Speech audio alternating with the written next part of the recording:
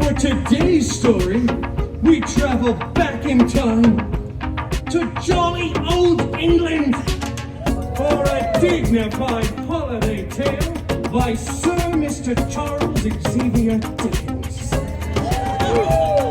And brought to you by Disney Plus.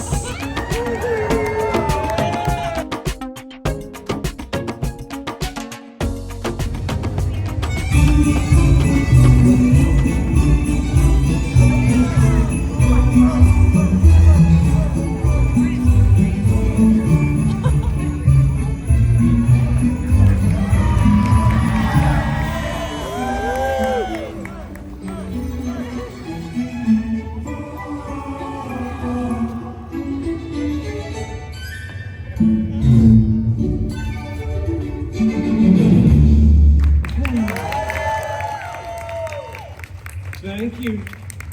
Oh, it's that time of the year again, everyone. As you can tell from my shaky entrance, I've been hitting the eggnog extra hard to get into the holiday spirit. Yeah, we got some eggnog fans out there, very nice. Who's ready for yet another holiday-themed tale full of Yuletide cheer? That's very good to hear. Today's story is one of my personal favorites. It's a classic holiday tale of good and evil, filled with greed, gravestones, a very nice four-poster bed, and a bunch of hideous mutants and spooky ghosts. Ooh. Yeah, kind of dark and creepy for a holiday tale, huh? Well, you know what? We're already all out here, and this is the story that they're literally paying me to do on the schedule, so let's get on with it, shall we? Oh, this is so exciting. For today's story, we travel back in time to jolly old England for a dignified holiday tale by Sir Mr. Charles Xavier Dickens. And brought to you by Disney Plus. Please cheer louder so they give me a bonus. That's right, everybody. Disney Plus is paid to keep little old Storytime around for the holidays. Finally, a streaming service that understands quality content. Well, I'm Deadpool, and you're watching Disney Plus. All right, well, now that I feel extra dirty, let's get on with the actual story, shall we? You know, I'm very excited about doing a Christmas story. It's rare that I get to sink my little teeth into something filled with joy, uplifting, positive messages and whatnot. They're always so happy and uplifting. Page 1, Marley was dead. Wow, that is a very dark start to this story. I'm not actually sure Disney Plus signed up for all of that. Let me just skip ahead to the less morbid parts, huh? Okay. Oh, here's a very nice uplifting sentence. The meanest old curmudgeon in all of London town was a vile, hairy, ugly, smelly, prickly, miserly old brute by the name Loganezer Scrooge.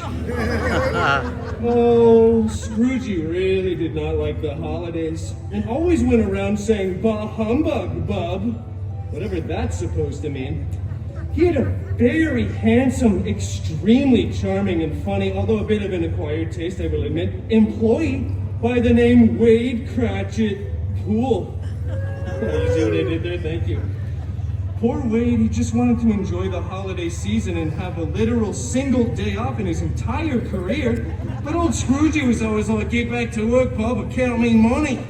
He's really not a nice mutant, and did I mention he was miserly and somewhat Australian? Look, everyone! It's the hideous Loganezer Scrooge! Oh, stop! No, hold your applause. Please hold your applause. He's the villain of this story. Please boo him. Whoa! All right, I get it. You're doing a Christmas. Whoa.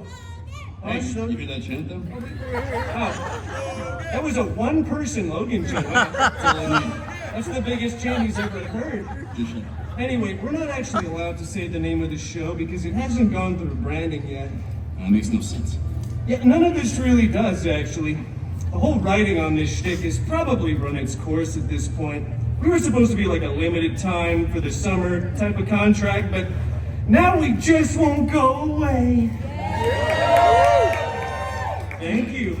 Just like those weird-themed popcorn buckets with the enormous gaping mouths. What are you looking at me for? I have 7 of those on my mantle. You're a freak. Anyway, the good news, Wolvie, is you're the shining, shimmering star atop of this story's Christmas tree. AKA, you have way more lines in this one. Here, have a seat. I don't think so. Aw, come on. Show a little Christmas cheer. Don't we all want Logan to join us for a holiday treat? Fine, all right, give me this. Wow, he's already halfway in a character, aren't you, you little grump? All right, here's the hat. Absolutely not. You sure? Yes, keep that. You know, that's fine. I don't know if this would have fit over your pointy little elf ears anyway. Hey, come on. All right, let's just get with the story. Let's go. All right, that's the spirit. Let me just give you the Spark Notes version real quick.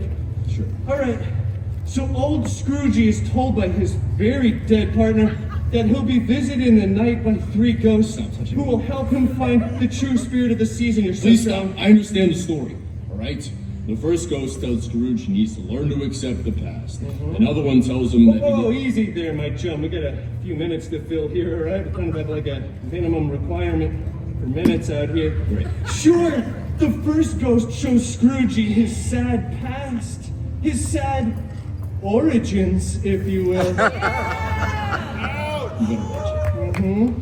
And then the ghost of Christmas present shows up, and wow, it's just this giant, child-minded figure, way larger than a normal man should be, with a body made completely out of metal and a very obnoxious Russian accent. It sounded a little something like this.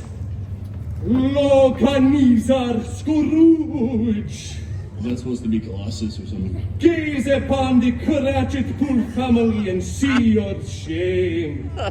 Just look at all that shame out there. Yeah, I see the shame. He shows them a picture of the beautiful Cratchit Pool family living in a small but humble studio apartment off of Pico and Crenshaw. Blind Al was there, Dog Pool, and tiny little Peter Pool, who was obviously sickeningly ill and leaning on a small crutch. They could barely get by on the meager salary Wade's boss was giving him. Bah humbug, right? No, not right. You were supposed to say that line 3.5 pages ago. Come on, man, you're already halfway through your character development All right, arc. I'm getting bored. Let's just keep this going. Wait. You must gaze upon this poor, sad family and finally feel the first true emotion you felt in hundreds of years on this planet. A single salty tear trickles down your chiseled, mewing jawlines, soaking into your luscious mutton chops. This is a holiday tale. Yeah, it is kind of dark, huh? Just wait till we get to the cemetery scene. All right, let's just make this simple, all right? So Ebenezer, Loganezer. Scrooge, is visited by 3 ghosts. They tell him that he needs to keep the season in his heart all year round to find the good in others. Tiny Peter Pool does not die. Scrooge pays to get him healed up and they become pals. Loganezer is then true to his word and is a better man. You're doing great, Just buddy. stop it right now. I guess basically this story reminds us to be kinder to our fellow men and to use the season in our hearts to think of those who are less fortunate than us and to overall be less of a jerk, I guess. No, all right. You know, Wow. no.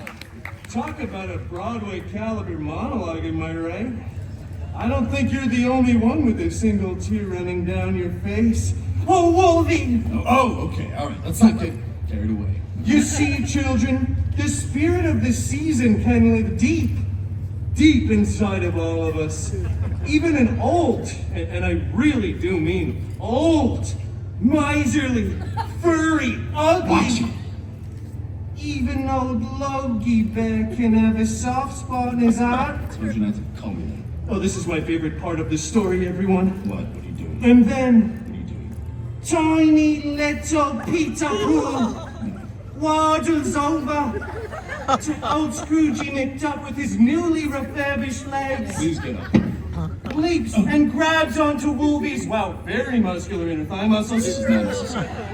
And exclaims for all to hear, God of thunder bless us! Everyone, Logie Bear. It was such an emotional moment. Tiny little Peter Bull began to cry.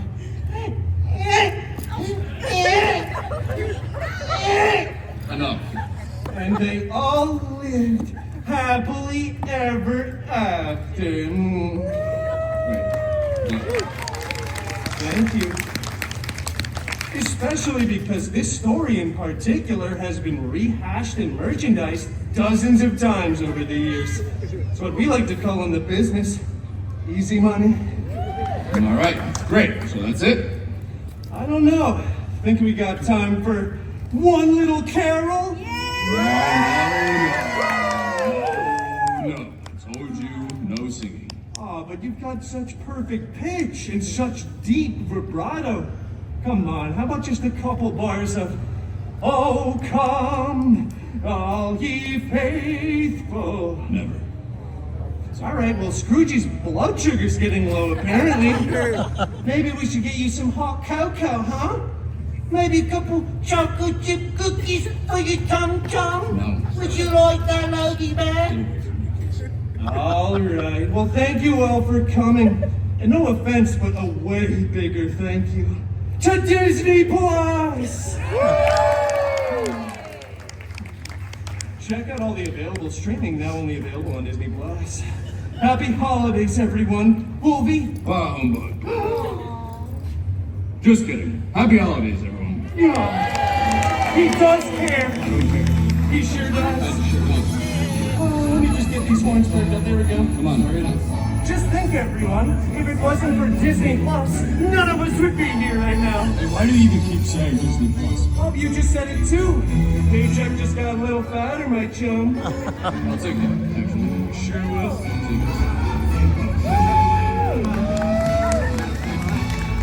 Such cute jammies, by the way.